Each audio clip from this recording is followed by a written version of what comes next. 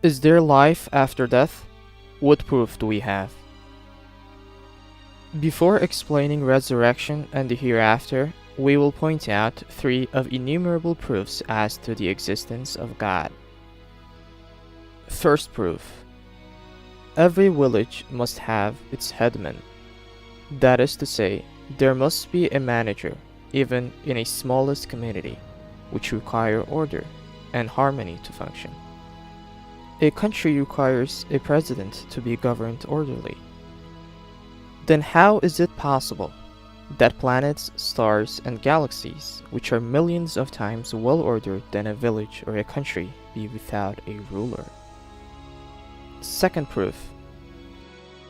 Every needle must have its manufacturer and craftsman. That is to say, a needle like simple art and craft cannot be without a craftsman. Then how is it possible that these thousands of species of animals and plants, which are all precious and artful, be without an artist or a craftsman? Third proof. Every letter must be written by someone. Even the smallest script, which express a meaning, cannot be without a scribe. Then how is it possible that a human, which is like a small sample of the universe, and according to the testimony of all sciences, fills hundreds of books to understand it, and all other meaningful creatures be without a writer or an owner? Now we will point out some of the proofs of the hereafter. Proof of mercy.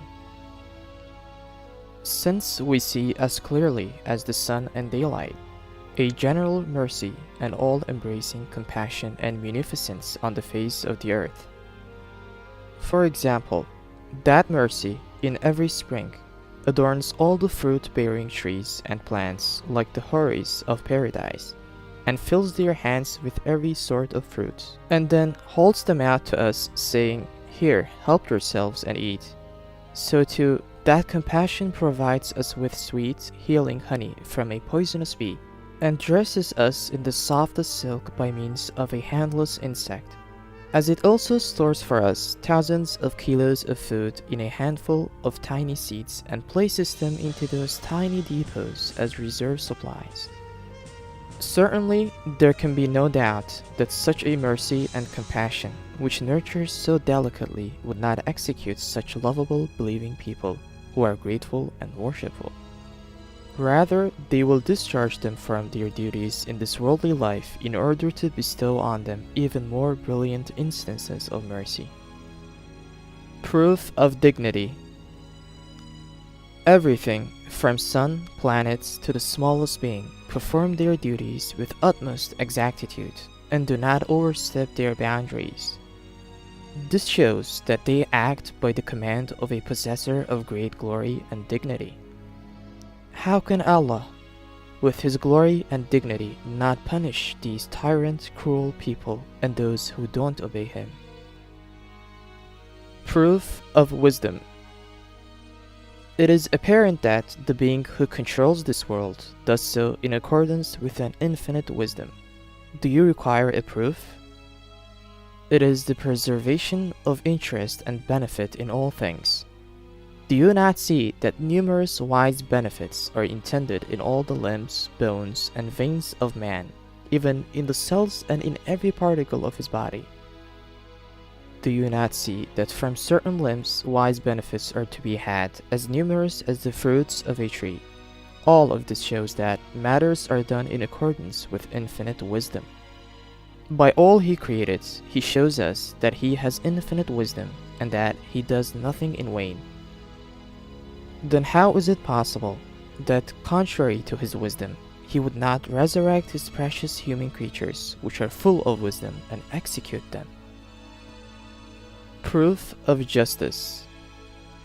Justice is of two kinds. One is giving the deserving his right. The other is punishing the offender. First kind is visible everywhere without doubt.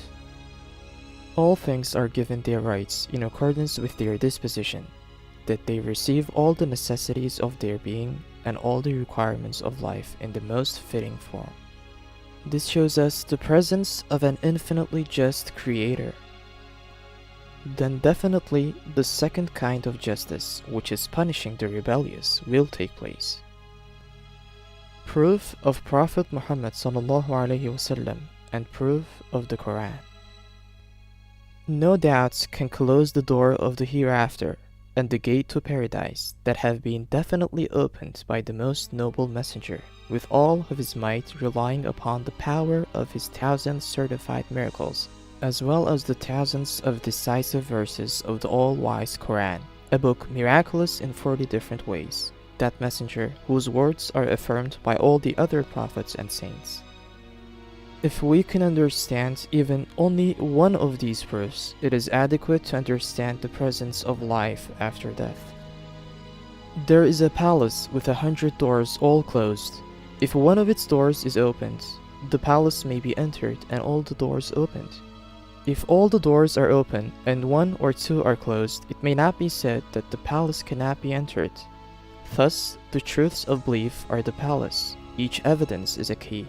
It proves the truths and opens a door. If one of the doors remains closed, the truths of belief cannot be abandoned and denied. Satan, however, in consequence of certain things or by means of heedlessness or ignorance, points out a door that has remained closed, thus causing a person to disregard all the positive evidences. He deceives the person saying, "See, this palace cannot be entered. Perhaps it isn't a palace. And perhaps there's nothing inside it."